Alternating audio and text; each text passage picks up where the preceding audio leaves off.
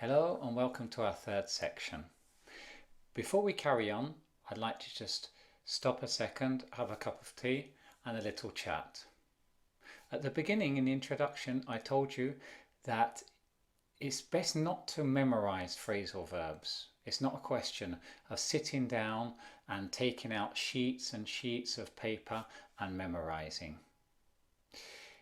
In the last two sections, I've tried to teach you the logic behind phrasal verbs. First with the movements, on, off, and then with secondary meanings that these have.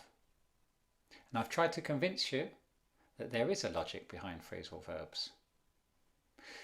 But I'm sure that you're not completely convinced. And you're right, because there are some phrasal verbs that do not work with logic. It is practically impossible to understand what the phrasal verb means just by looking at it.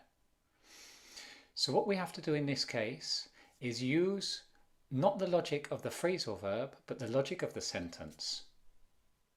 Okay, and so in the next couple of chapters, we are going to practice guessing the phrasal verbs from context. Okay, and I want to tell you something that happens quite normally. I am British English, and very often I can be watching a series, an American series on an American film, and I will hear a phrasal verb that I have not heard before. A phrasal verb that may be common in America, for example, but that I do not know. But I guess this immediately from the context. Okay, so this is what we are going to try to practice at the moment.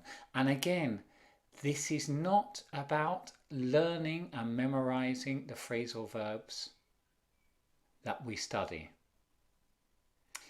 You don't have to worry about that, because if you pay attention to phrasal verbs every time you see one, then you will notice that the most important ones will repeat again and again. And in the end, you will learn them. Sort out, find out, work out. These phrasal verbs are very common in normal English, and you will see them so often that eventually you will learn without the need to memorize.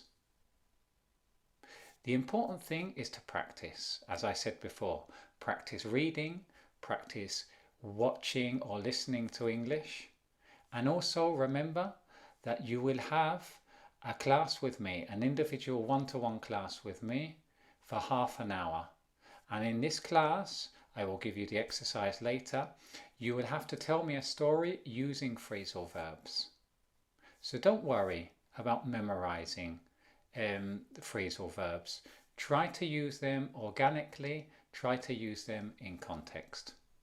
This is what we will do in the next chapter.